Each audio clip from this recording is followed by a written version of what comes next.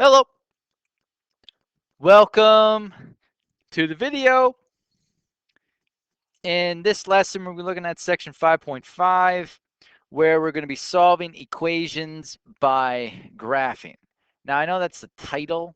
It says solving it by graphing, but I really want you to be able to solve these equations algebraically. And essentially what we're going to be having is we'll have two linear equations. One is y equals ax plus b, and the other one is y is equal to cx plus d. Two separate equations, but they're actually going to be set equal to each other. And even though there is no variable of y, the first thing you're going to do is solve for x, and then in turn you'll be able to solve for y once you get a value for that value of x. So here's our first example. They're telling us to do it by graphing, but again, just do it, solve it algebraically. So all I want you to do is take negative x plus 1 and equal to 2x minus 5, and I want you to solve for x. So here I'll subtract 2x to both sides. So now I got negative 3x plus 1 is equal to negative 5. I subtract 1 from both sides. I get negative 3x is equal to negative 6. Divide negative 3 from both sides. X is going to be equal to 2. So now that I know that x is equal to 2, I'm just going to pick one of these two sides and say, all right, like if I just pick this one, this is actually y is equal to 2x minus 5. So to find y, I'm going to take 2 times by 2 minus 5. 2 times 2 is 4, so I got 4 minus 5, so y is equal to negative 1. So my equation here is 2 comma negative 1, or that's my system, essentially.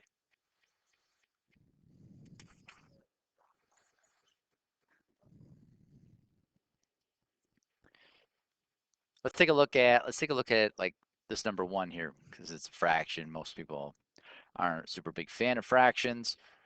What you can do is this. If you're not a fan of fractions, again, you can multiply the entire equation by the denominator to eliminate the fraction. So 2 times 1/2 is 1, so this is just going to be x. Minus 2 times 3, which is 6. 2 times 2x is going to be 4x. So now I have eliminated the fractions, so now we can just go about solving for x. So if I subtract x from both sides, so I get negative 6 is equal to positive 3x. Divide 3 to both sides. X is going to be negative 2. Because x is now negative 2, I can go about and solve my equation for y. I'll just pick this right here. This is now going to be y is equal to negative 2 times negative 2, so it's going to be negative 4. So my ordered pair is negative 2, negative 4.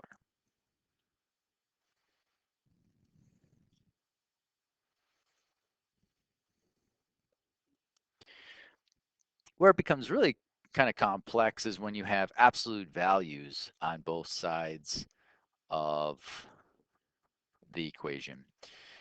Because if you recall,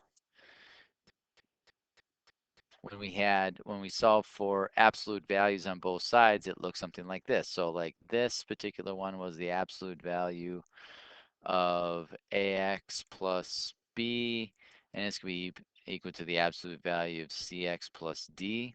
And if you remember, you actually had to set this up as two separate equations. You had ax plus b out of the absolute value is equal to cx plus d, and then also you had ax plus b is equal to a negative cx plus d. So you had to solve for both of those particular situations. So from here, we're going to have two separate ordered pairs, essentially.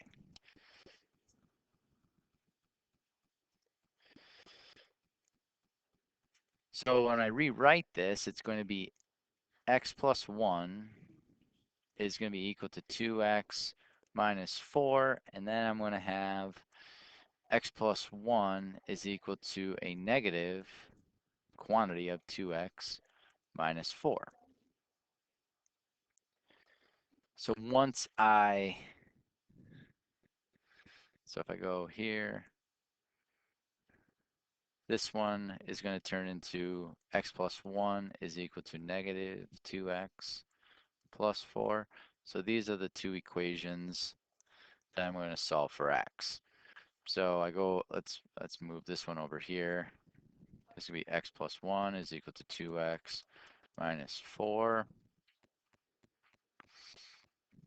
And let's say I subtract 2x, I get negative x plus 1 is equal to negative 4 minus 1. So I get negative x is equal to a negative 5. But plus plus, that means x is 5. So now I go over here and I just choose one. So let's just say this is y is equal to x plus 1. So it's actually 5 plus 1. So y is equal to 6. So my first ordered pair solution is 5 comma 6. That's one answer. Now I look at this second equation that I have, and I got x plus 1 is equal to negative 2x plus 4.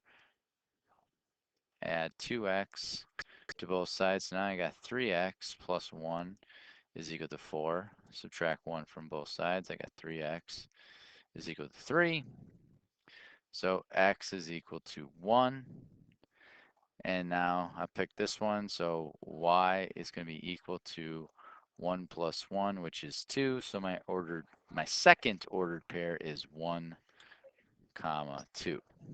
So this particular absolute value, actually, it crosses at two different spots. It crosses at 5 comma 6, and it also crosses at 1 comma 2.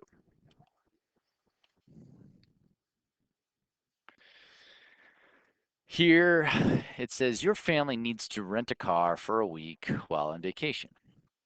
Company charges $3.25 per mile plus a flat fee of $125 per week. Company B charges $3 per mile and a flat fee of $150 per week. After how many miles of travel are the total costs the same at both companies? So what we're going to look at is we have to set this up, since the y's are going to be the same, we're going to set this up just like what we set up with the other one. So for the first company, it's going to be 3.25x because x is the number of miles, and then the flat fee was 125, and then it's going to be set equal to company B, which is going to be 3x plus 150. So here I can subtract 3x from both sides. So now I got 0.25x plus 125 is equal to 150. Subtract 125 to both sides. I get 0.25x is equal to 25. When I divide 0.25 to both sides, x is going to be equal to 100 miles. And that is being able to solve equations by graphing, but essentially we did it algebraically. Hope this helps. Till next time.